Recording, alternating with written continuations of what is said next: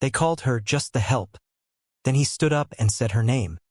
"I reckon she's the only one in this town with a real backbone," he said, and the words landed like a stone in a dry well.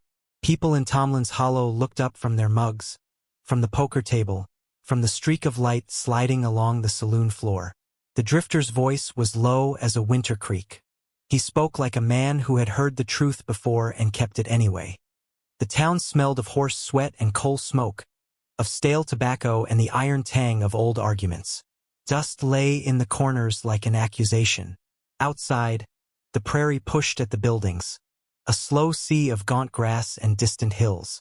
Inside the saloon, the lamplight pooled on sun-warmed wood, and the sound of boots on floorboards counted out time, patient as a metronome.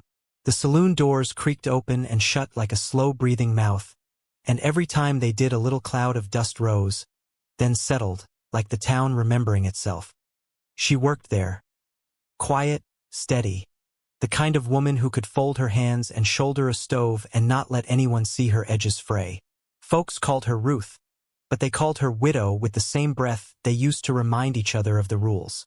She had learned how to keep still early, like a plow learning the curve of soil. Her hair was the color of washed rope. Her hands were cracked and mud-caked where life had asked more than it gave. She wore simple dresses, plain-spoken, grit-tough, aprons stained with coffee and stew. She moved through the saloon like wind through tall grass, doing what needed doing, holding her back straight while the town bent like dry wheat around her. The world had long ago divided people into those who looked and those who saw. Ruth had made a life out of being mostly looked at, dismissed, laughed at, the butt of a joke. The town's small cruelties were careful and public, wrapped in civility. Sharp comments from a preacher's wife over church coffee, a sheriff's sideways grin, the chewing contempt of women who measured themselves against a scale that never tipped in Ruth's favor. They could not imagine a woman like her holding anything but sorrow and scraps of bread. They were wrong. There was a kettle on the stove that morning, hissing like a scolding voice. Ruth cleaned mugs, set plates, listened for the telltale creak of the saloon doors. The sun came through the cracked windows in thin spears, hitting dust motes like tiny slow suns. People said she worked like a prayer, softly, without expecting anything back. She kept the coffee hot for men who had kept their own fires long ago. She poured, she wiped, she listened to words she did not answer. When the drifter stepped in, he came with a saddle that had seen miles and a hat that had been stomped into the shape of silence. He had the look of a man who'd been packed down by roads and wanted nothing more than a corner table and a cup. His face was weathered, his jaw steady. He carried himself like a man whose past had teeth. His clothes were not new, but they were clean in a way that suggested care more than vanity. There was a heaviness in his eyes, a guilt perhaps, or something older, like the shadows that follow an evening. He set his hat on the peg, and the room seemed to notice. Ruth noticed him. Not all notices are loud. Some are a slow accumulation, like seconds piling into hours. She served him a coffee without him asking. She set down a tin mug that steamed, and his fingers closed around it with a softness that surprised even the saloon's regulars. He drank without hurry, and the simple act of putting the mug down made his hands look younger, somehow. He watched her as she moved. Very few people gave Ruth the kind of look that saw the small dignity of a person at work. The drifter's eyes held a long river of observation. He let it run. Small-town cruelty has a way of making people perform their scorn. The preacher's wife, Mrs. Kitteridge, who always wore a hat like a judgment, rolled her eyes at Ruth when she came past. "It's a shame what keeps people from bettering themselves," she said aloud, turning the knife in the air so everyone could see it. The room made a small laugh that sounded like gravel. Conversation swerved back to poker, to horses, to the price of flour. Ruth stood there, hands on a dish towel, and the words hit her like a gust through a cracked door. Sudden, cold, and sharp. The drifter set his mug down and stood. He had watched enough. He stepped into the small ring of light and said, plain as a bell, "It ain't a shame to do right by folks, miss." His voice was not loud. It didn't have to be. The room tilted. Mrs. Kitteridge flushed as if wounded by a real thing. The sheriff, a man who found his power in the timbre of his boots, closed his mouth. The drifter's gaze found Ruth's face and stayed there. He added softer, "You may not know it, but there's more backbone in that woman than in your whole fine church." The saloon went heavy as a stopped clock. Ruth's fingers tightened on the towel until her knuckles whitened. She turned her head, the slow, practiced movement of someone who has learned not to let anything show, and met the drifter's eyes. In them she saw something unexpected. A mirror, not of pity but of recognition. He saw her like she was a thing with worth independent of gossip. For a woman used to being invisible, that was the kind of currency that could buy a kind of breath. He left the saloon that evening. He left after a plate of stew and a look that felt like an offering. He left and Ruth wiped down the table with hands that trembled in ways she refused to name. Outside, the wind chased itself across the prairie. A horse whinnied like someone calling after a memory. Inside the saloon, the lamplight glowed on a life that was going to change, slow and steady like a creek cutting a ravine into rock. Word of the drifter spread like smoke. People gave him different names. The man with no past, the man who rode slow, the one who said a soft thing in a hard room. Some wanted him gone. Some watched him like an omen. But one thing was certain. He began to show up in places that mattered. He would sit on the edge of town at the hitching posts and fix a saddle while the sun bled across the plain. He would ask for no help yet give small things away. A sack of flour saved for some old widow, a hand with a stuck wagon wheel. He watched people as if cataloging them, and when he met Ruth's eyes he offered his gaze like a benediction. She began to see him as a small lantern on a long road. His past, like most things in Tomlin's Hollow, was a rumor. Some said he'd run with bad men once. Others swore he was a ranch heir who'd walked away from wealth. A girl at the mercantile said he had a scar on his side under his coat. An old man at the post office said the drifter's hands had killed a man once and always remembered it. For Ruth, the speculation was static, unhelpful as tumbleweed. What mattered was that he noticed the small things, the things nobody else did. He saw the way her hands smelled of iron and coffee. He noticed how she rested her jaw when a laugh rolled through the room, a small shield against having to cry. He began, in his quiet, to repay the world for the sight it had given him. There was a child in town, little Marianne, who wore shoes that had been patched so many times the leather looked like an old map. She laughed at nothing and cried at everything. One afternoon she hurt her ankle where kids don't show that they are hurt, behind a heap of hay, where the mule kicked and the world didn't look. Ruth saw Mary and go down and ran without thinking. She lifted the child, checked the ankle, wrapped it in a handkerchief, and sat with her until the color came back to the girl's face. She missed the preacher's wife's comment at that moment. It would have cost her nothing to give Ruth a nod. Instead, they all stared. Ruth's kindness was an act performed in silence. If the town could be counted on to spit, it also was not often kind enough to admire. The drifter was there. He had been watching, as plain as his habit.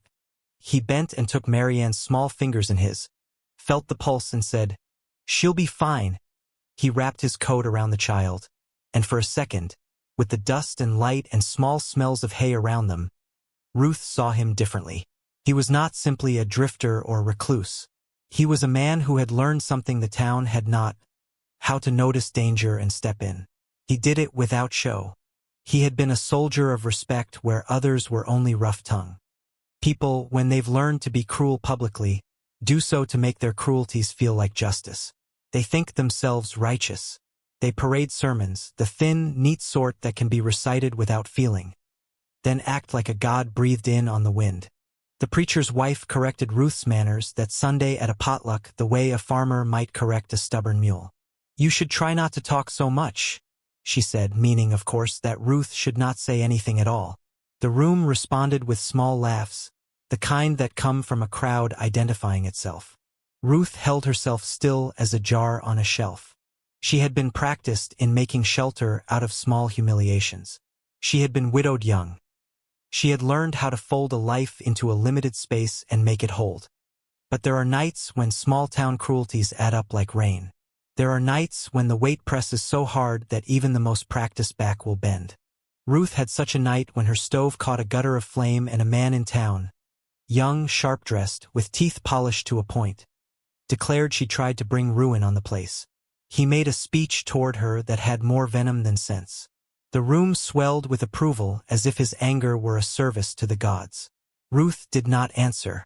She washed a pot until it shone like a mirror, then put it away. She felt the heat of being watched as if it were a fever.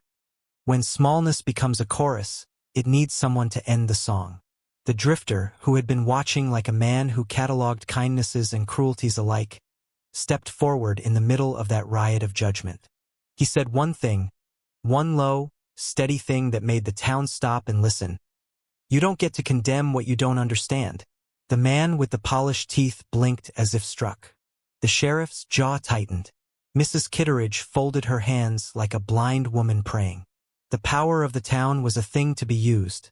The man with polished teeth drank from it like water. He stepped toward the drifter. Words like knives were expected to be traded. Instead, the drifter did something simpler. He told the truth in a way that was not a sermon. "You may have a lot of things, but you don't have the right to make her small for your own comfort," he said, voice even. "You call what she does common. Maybe it is. Maybe that's what holds this town together.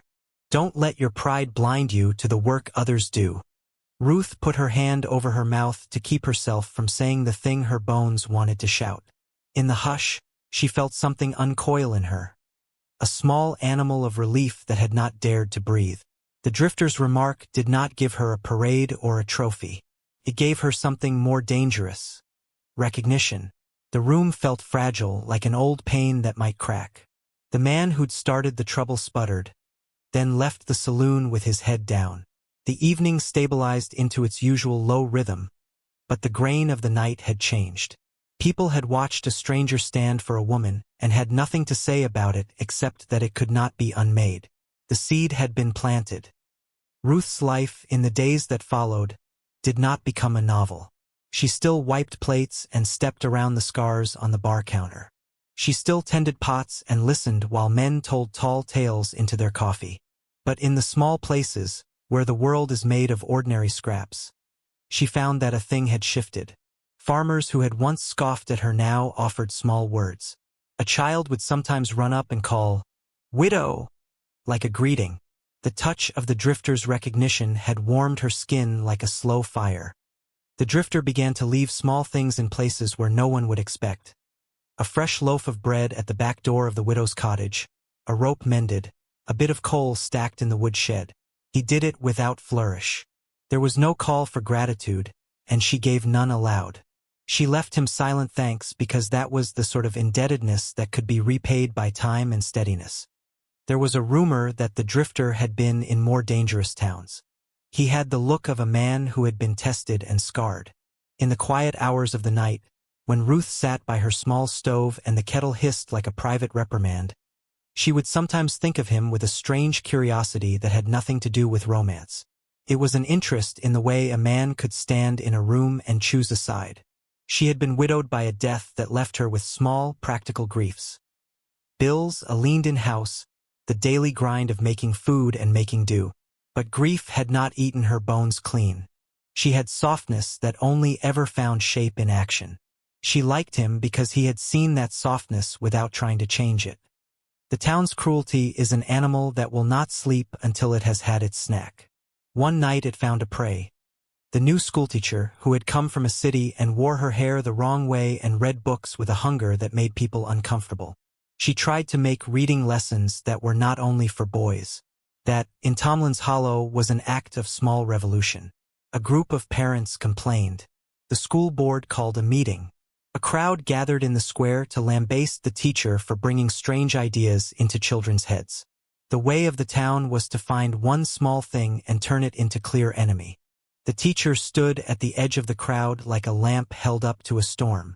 The words aimed at her were sharp as flint. Ruth stood by the window of the saloon and watched. She felt the ache of seeing someone else under the town's gaze. She stepped out because she could not, in good conscience, stay. When she walked into the square, the crowd looked at her like a dog that has been called by its name. The town had learned to be loud in clusters. They had not, until then, learned to be kind in ropes. The small-town shamer who acted like justice was there, standing on a crate with the right bow and the wrong heart. He had a preacher's son's voice and a jailer's hunger for headlines. He called out the schoolteacher with a sermon that had no mercy for curiosity. The crowd roared like a beast. The teacher's face went white, and she tried to speak for herself. She had the kind of fear that makes the throat dry. The town has no patience for voices that shake. Ruth stepped up, without a plan and without the need for applause. She stood beside the teacher and said, "Let the children learn." Her voice was too small to split the square, but it had weight. The drifter stepped into the crowd beside her and answered for her with the weight of a man who kept his promises to those he chose to defend. "You tell those children what reading says to them," he said to the crowd. "Let them see beyond the fields." The shamer's face reddened. To have his sermon countered was to have his power shown as a theatrical illusion. The crowd hesitated. Anger, once a performance, found itself unscripted. The man with the preacher's voice started calling names, and the crowd, like a sway of birds, split its opinions into directions. Some left angry, some stayed. The teacher, who had been ready to collapse under the pressure, straightened when Ruth touched her hand, and the drifter nodded like a benediction. For a moment that was thin and bright, the night breathed with a new possibility. It was not a miracle so much as a small rearrangement. People had learned how to stand for someone else. For Ruth, it was a revelation that her small acts could ripple. She had been the town's quiet center, and now she was a magnet that could hold together a loose group of people who were beginning to look at each other differently. And then the town would not be a town without consequence. Small towns test the edges of anyone who does not perform their role. A woman like Ruth is supposed to be quiet. A drifter is supposed to pass and be forgotten. But that would not do for a sheriff who had a hungry eye for power. He found a reason to make them speak of sins they did not commit. It was an old strategy. Call the righteous to judge false ones, make them declare, then take the stage. He accused the drifter of being an outlaw who had robbed a stagecoach 2 towns over. He called out Ruth for keeping company with criminals. It was the kind of charge that could be repeated by the mill and by the post office until it became truth. The sheriff had a way of shaping words so they stuck like sap. He drew a crowd to the square and made a show of justice. The drifter stood quiet as a held breath while they threw accusations and produced a hat as evidence that could have fit any man on any dusty highway. The drifter, who had been quiet and given so much, felt the wind of superstition and consent shifting. Ruth watched him stand beneath the barn light and felt the whole town staring like it had never before seen injustice performed. She had learned to survive with the town's small cruelties, but she had not learned to see injustice, open, blatant, and do nothing. She moved toward him, and the sheriff used the movement as fuel. Voices rose, joined. The shamer, who loved spectacle, was already calling for a removal to the jail. It would be a short, bitter lesson. Show strength by making an outsider suffer. The drifter did not fight. There are men who fight and men who hold a silence that is its own weapon. He allowed them to lead him away. He allowed his reputation to be flayed in public. Ruth's chest tightened with a pain she had not named as anger until now. She wanted to shout. Instead, she dug her hands into the dirt of that square and found words like kindling. She did the thing nobody expected. She began to speak.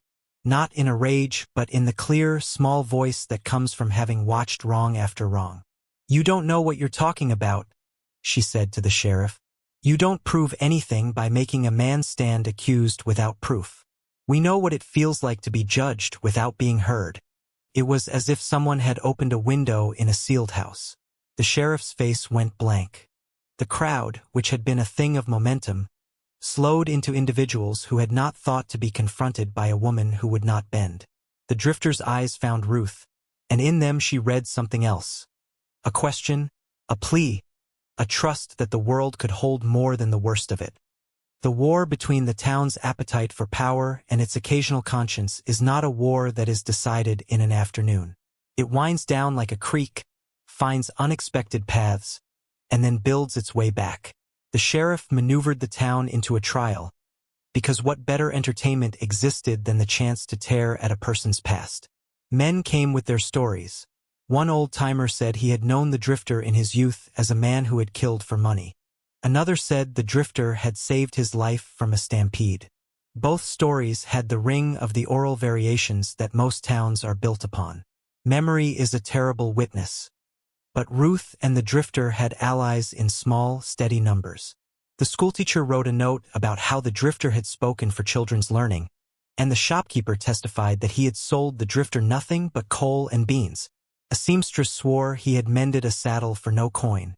The testimony was the kind money of those who had been helped and had not been wealthy enough to buy their silence. People who are small and honest have a power the town forgets to see. A ledger of kindness that cannot be matched by loud sermons. At the heart of it, the issue was not proof but a proposition. Who would the town be? Would it be the small congregation that would chase a man for gossip and call it justice? Or would it be a place that could hold contradiction without spinning into tyranny? The trial did not resolve that. It was a theater of suspicion that required only one person to refuse the script. Ruth refused. She stood and said simply, "I would not stand with a man who is guilty if I did not know it. I stand because I have seen him be kind. You can't measure a life by one rumor." Her words were not dramatic. They were true, which is sometimes more dangerous than a gun. The drifter's face had gone pale in the square. He had not expected a woman who had been invisible to give him a defense. The town, which had been ready to laugh and cut and call itself righteous, faltered under the weight of unplanned truth. People shuffled their feet. The sheriff looked like a man who had seen his script fail. There was a kind of trial where truth wins because people cannot help but see the rightness of certain small things. The drifter was freed to go. But the town's wounds did not heal the moment the man walked out of the square. It left marks like the trail of a slow wagon over soft ground. The shamer, wounded by the failure to secure a conviction, only sharpened his attacks. He called women soft and men cowards with equal aplomb. He made the town feel as if it needed a scapegoat. And it found one. Found Ruth.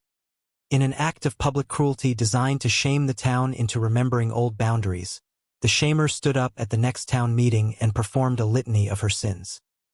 He said she had been seen in the company of men whose names were not respectable.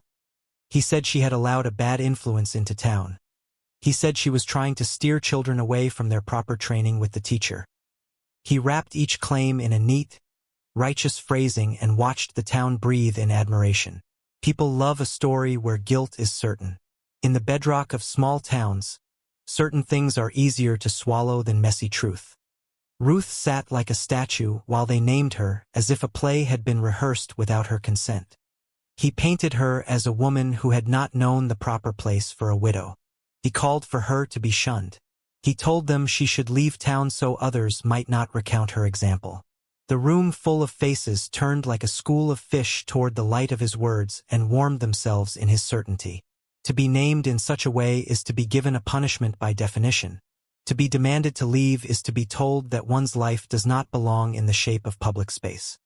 Ruth's shoulders held as if made of iron. She put one hand over the kettle's handle as if to steady herself. The drifter watched from the edge of the room and drew forward like a man who took in rotten air and chose to act. He stood and said, "Plain. You don't get to chase someone for living." His voice was a kind of weather, hard, steady, and unconcerned with flattery. The shamer sneered and said, "Venomous as a dose of bad medicine. You take her side? What are you, a friend of sinners?"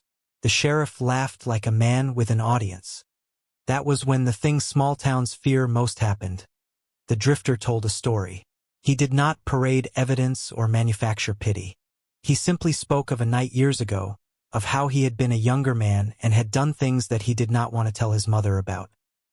He told of being a man on a road who had been saved by a woman who would not be ashamed to hand him a cup of coffee when nobody else would look. He said her name was Miriam, and she had given him his first honest meal after a long stretch of hard living. "You can judge me," the drifter said, "but you can't make the kind of goodness you like into the only thing." People are more than the worst thing they did. The room listened because the drifter's voice had the authority of experience. Ruth sat with her hands folded. Her heart thudded like a trapped bird. To be defended by a man who had seen his own sins and yet not been swallowed by them was a rarer thing than any crown the town could parade. Some fights end in a single round. This one did not. The shamer took the drifter's intervention as an affront to his kingdom and planned cruelty like a man sharpening tools. He found a way to break into Ruth's small home one night and leave a piece of cloth with an insult sewn into it. He spread letters of mockery. The town that had once greeted her with little more than sideways glances now had a reason to point fingers, an artist's palette of small cruelties with which to paint her wrongness. Someone wrote on the wall of the saloon, "Widow, keep off." It was childish and vicious in equal measure. Ruth felt the town close in like weather. She could have left. The world beyond, for a woman without resources, was wide with cold wind and few friends. She could have took what little she had and walked until there was new dust to hide her name. Instead, she did something small and brave. She stayed. She continued to feed people who had turned on her. She continued to pour coffee into tin mugs and heat stew that soothed stomachs and tempers alike. She kept the day-to-day rhythm because life had to be fed. She had worked like prayer for so long that it had become the beating of a heart. The drifter watched her from a distance and tried to intervene in ways people would not notice. Leaving a sack of flour, mending a fence, turning his back on the loud ones. He had a way of placing himself between Ruth and the town's worst. He would stand at the edge of a street while men jostled with words, and his presence felt like a fence. He was not there to start fights. He was there to end them by a kind of quiet attention. That kind of quiet has its own pressure. Being defended can make a woman feel like a spectator, as if what's offered is not solidarity but pity. Ruth took what help she could and did not lean on it. She would accept a sack of flour and then work the sacking through until she had made bread. She knew how to transform gifts into labor so that at the end it would belong to her rather than to gratitude or debt. Months passed. Seasons changed the prairie's face from pale straw to the green of new grass, and then back to a dusty gold. Tomlin's Hollow went on with its small rhythms. School, harvest, weddings, funerals. Around the edges of this life small things had changed. The group that had performed cruelty now had to reckon with the drifter's steady interventions. The shamer found allies fewer than he had before, and the town's alignment shifted by inches. It did not suddenly become a place of saints, but it learned to tolerate complexity, at least a little. The drifter and Ruth moved through this new world with a kind of careful talk that does not become a blaze. They had conversations like a pair of people mending a fence. Slow, attentive, with calloused hands. He told her a little of the map of his life, not out of a need to confess but to name the things that made him who he was.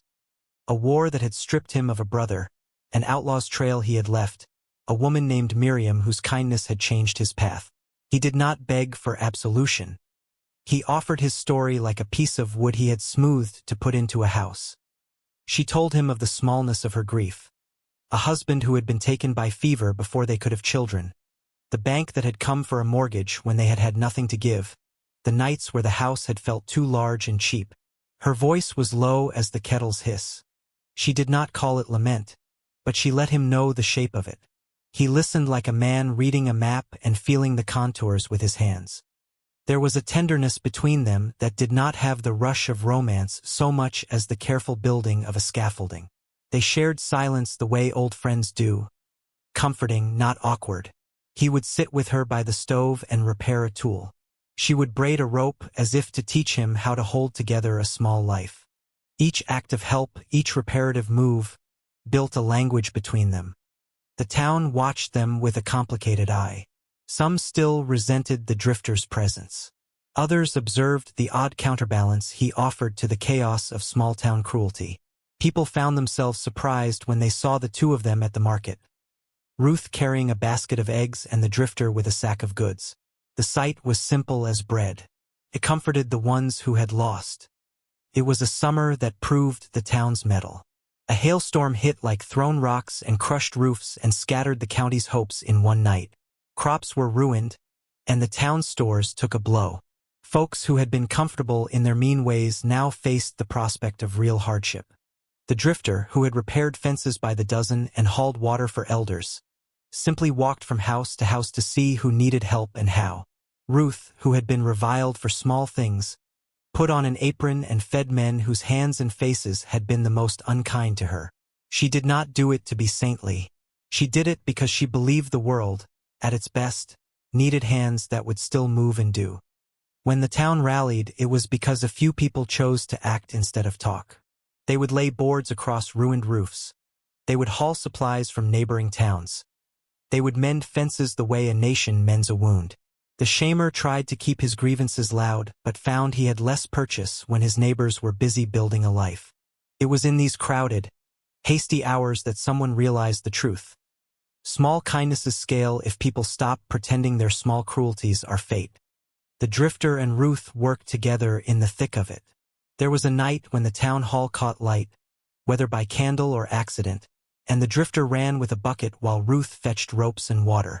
The two of them moved with a choreography that had become their own, of stopping the worst and repairing what could be saved.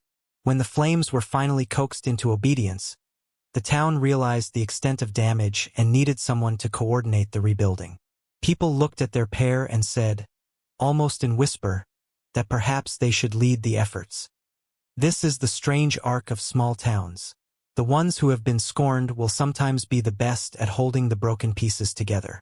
Ruth did not like the idea of leading in a public way. She did not crave authority. She wanted a place to get up in the morning and make coffee and have the green shoots of normalcy. But when the town's survival was asked of them, she stepped forward, not to be praised but to do work that would matter. There was a moment toward the end of the summer when everything felt small and raw. People had learned through sweat to stop being busy with contempt and instead be busy with carpentry. Tempers frayed. Men who had prided themselves on rhetoric found themselves exhausted by work. The shamer took to calling Ruth names again, which had become an old game to everyone but made her stomach twist nonetheless. The drifter, who had otherwise remained his composed self, had a look that warned of a storm. One evening, as the sky bruised into purple and the lamplight began to glow on the saloon boards, the shamer cornered Ruth in a public way. Cruelty, when it is performing, needs applause. He wanted that applause back. He slapped her face with words, said vile things about her, calling the town's youngsters to freedoms they did not need. He laughed as if the laughter would settle his soul. Ruth did not fight. She had never been a woman of violence. She had learned how to turn the other cheek by necessity, not by design. That evening she turned her face to the wind and let the insult fall away like dust. The room did not clap. The drifter moved. His hand on the man's arm was sudden and quiet. He did not raise his fist so much as he took the shamer by the collar and said, in a voice that was not loud but had the calmness of a river storm, "You don't get to make your cruelty law." The shamer attempted an answer. He tried to rediscover his swagger and called the drifter a loud name. The drifter's hand tightened. He spoke in a way that did not insist on force. He told the man to remember what it felt like to be small. He asked him to consider a woman's days of labor while men played with their status. The confrontation did not end in blood. It ended with the shamer stumbling away, wounded by the knowledge he had lost control. Ruth watched the exchange with something like awe. The quiet man who had held himself like an old oak had acted not to proclaim his power but to protect. That distinction mattered. People in the saloon felt the shift like a temperature change. Faces that had been stony softened into curiosity. The shamer retreated into the shadows of the town, and his voice lost its former brilliance.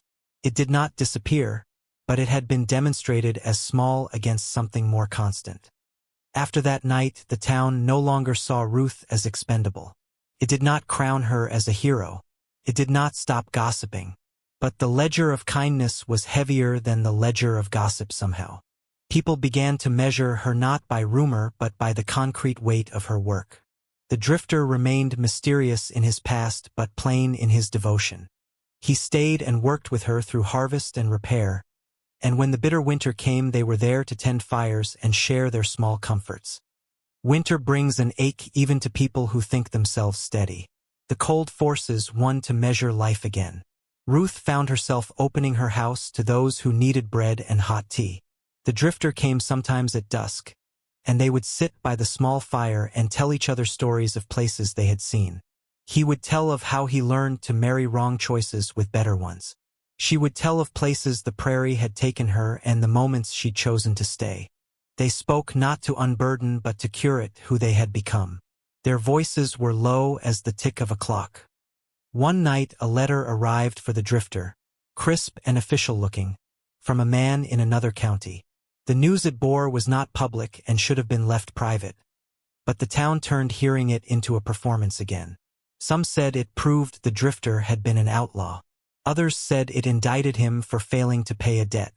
The truth was gentler. The letter told that a man once believed dead had been found alive and wanted to know of the drifter's past. It demanded an answer the drifter had been avoiding. It was an old story seeking a closure. He showed the letter to Ruth. He asked her to read it and did not press her about what it might mean for him. She read it with the quiet hands of a woman folding a letter into a book. She looked at him then, and he looked back. "You don't have to go," she said. "Stay if you want." The drifter's reply was not immediate. He had a life to reconcile, an old map to fold, decisions to make. He had been running in ways both small and large, and he had built a place to stop by not expecting a welcome. In Ruth he had found something rare, a woman who would not demand he become whole in order to be loved. She would stand with him, perhaps in the way one stands with a person waiting for an answer. The town watched. It wanted the comforting arc of a melodrama. Either the drifter's sins would be revealed and he would be flogged out of town, or he would be redeemed publicly with fanfare. The truth, as it often does, was quieter. He received in return the kind of absolution that comes from being known. He wrote back to the man in the letter in the calm, honest voice that he had begun to use, the voice of a man who had learned to carry his history with less shame and more acceptance. They did not run away together in a wagon with a white dog at their feet. They did not kiss in a dramatic thunderstorm. Instead, they unfolded a life the way a woman unspools a rope to tie a fence. Slowly, with intention. He paid his dues where there were dues to pay. He apologized where he had cause. The town, which liked stories with clean endings, found a better one. A slow building of trust. There was a scene toward the end of winter when the drifter took Ruth to the place where the prairie cut like a vast blue bowl, and the wind was strong enough to make breath feel like a confession. They stood by the rim of a field, and the world around them was hush. He took off his hat in the kind of motion that was both ceremonial and practical. He looked at her and said, quiet as a prayer, "You make a rough man forget every sin he's ever done." Ruth laughed then. It was a soft sound that had caught something in the air. It was not triumph but recognition. She lowered her eyes like someone who had always had to keep their heart private. "You've done a lot of forgetting already," she said. "We both have." They did not speak much more. There was no urgent rush to define themselves. Their meanings were in small acts. The way he would bring firewood stacked neatly by her door, the way she would make him a meal that he did not have to ask for. The town, which had at first been a stage for cruelty, had become an unlikely neighbor. People who had learned to demand shame in the past now found themselves grateful when someone mended their roofs. The shamer never truly vanished. He slunk back into the corners where gossip breeds like mold and continued his sing-songs of complaint. But the town as whole had been tended in ways that made his voice smaller. Shared work, small kindnesses, a community that had been forced to choose its measures. Those who had once been quick to find fault now had to live with the consequences of their own choices. When spring came, the town was not perfect, but it was softer. Children played in the square, and Ruth watched from the saloon's doorway, a cup of coffee warming her hands like a small altar. The drifter sat on a peg outside and mended a saddle, and sometimes, as the wind settled, he would speak her name and she would answer with a look that said more than words. People who had once been cruel now nodded. The change was not total. Could not be. People are made of commitments and compromise and reason. But the scale had shifted and would not return altogether. There was an old lady, Mrs. Kitteridge, who had once taken joy in small cruelties. She passed by Ruth one morning with a basket of eggs and said nothing. Later she left a kettle on Ruth's stoop, a small, quiet apology. "You've done us good," she said, before she could back out of the words.